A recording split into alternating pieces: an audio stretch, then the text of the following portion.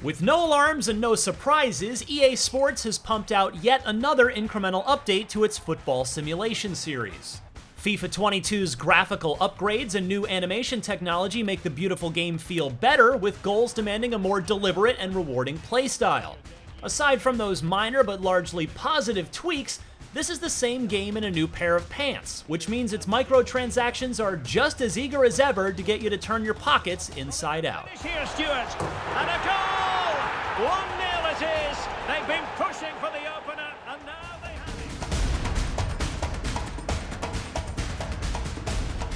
it. If you've made the leap to a PlayStation 5 or Xbox Series X, the aesthetic facelift is noticeable. It's mostly little things that stick out, like the way a football shirt catches a player's skin or the forehead sheen of a busy winger. There's still a very evident gulf in consistency between character models, though. If you're a perennial FIFA player, you'll know that graphical bumps are nice to haves, but gameplay is king. And this is where FIFA 22 has made some meaningful progression. Most of the improvements this year can be attributed to hypermotion, a new motion capture technology that helps to make FIFA 22 feel more fluid on new-gen consoles by adding over 4,000 new animations harvested from real-life matches. This may sound like brain-numbing marketing jargon, but the change to the way players move actually results in tangible improvements on the pitch. A forward's legs will buckle from the momentum after they ping a shot in the top corner from outside of the box. Players will react naturally to the blowback from a strong pass, and wingers with high dribbling stats feel more flexible in the box.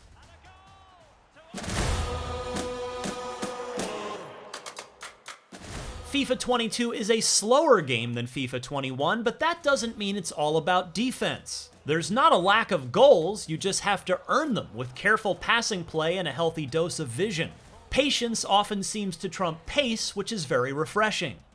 Players like Jack Grealish and Jadon Sancho are a real challenge to track, with the new explosive sprint mechanic letting them leave you in the dust with a knock-on if you don't jockey to read their run.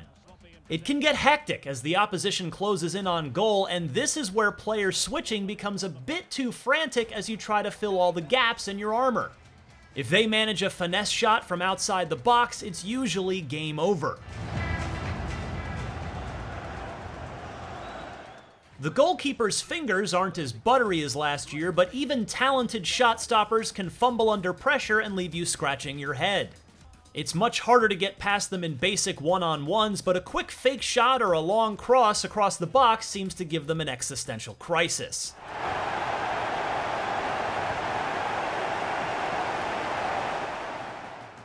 Career mode is very similar to FIFA 21, but with a few new additions, such as the ability to create a club. In this separate mode, you'll replace an existing team and make your own crest, kit, and stadium, tweaking the board's expectations to your liking. If you've got the budget, you can scoop up some top-tier players too. It's a neat idea, but in practice, it's much more fun to take a real club in an exciting direction instead of developing a squad of randomly generated androids. Player Career Mode now offers RPG-style objectives in each match that you must complete to build a relationship with your manager.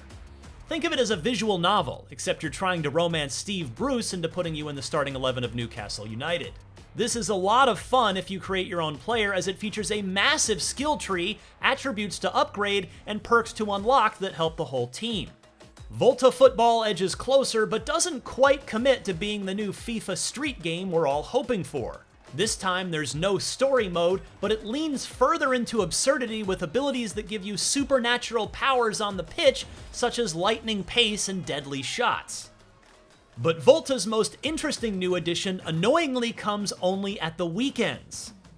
Volta Arcade has you competing online in Fusion Frenzy-style party minigames where you can hone some important skills.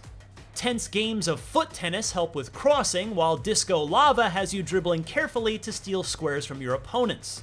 It feels more worthwhile than repeating skill games, so it's just baffling that you can't play Volta Arcade whenever you want. Over in Ultimate Team, it's another year of minor revisions on a formula that clearly works very well for EA, even if it delivers waves of Stockholm Syndrome to many players. Some extra stadium customization options help make your club feel more like home, and the Division Rivals framework has been made more forgiving with checkpoints and seasonal rewards. It'd be great to see a training mode that lets you play skill games with your ultimate team to get used to how they play together ahead of matches. See here, he controls this free kick brilliantly. He gets it over the wall using the inside of his foot. He gets very little... The online multiplayer is what's worth sticking around for.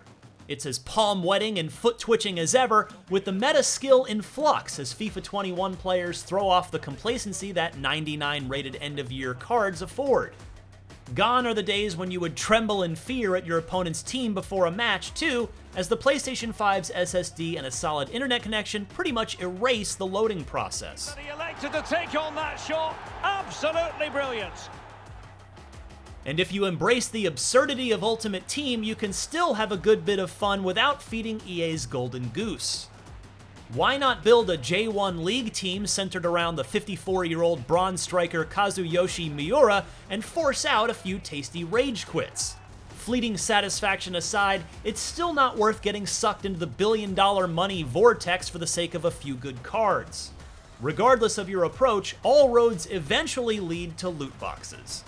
It should be noted that EA has fully implemented preview packs that let you look inside one loot box every day before you buy, but even so, the microtransactions are still very much front and center here. EA is not yet brave enough to tame the rampaging elephant in the room, and FIFA 22 suffers for it.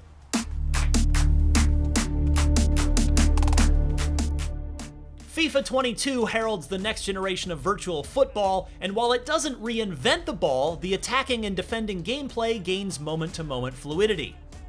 Goalkeeping blunders and visual inconsistencies aside, this year's FIFA is one of the most nuanced and enjoyable multiplayer sports games on the market, and new additions across Career Mode and Volta Football have made FIFA's major modes more fun to play.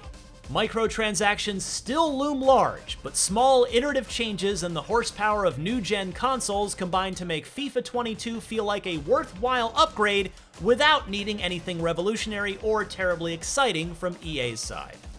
For more on FIFA 22, check out our video covering all the things that actually make a difference in this year's game, and for everything else, stick with IGN.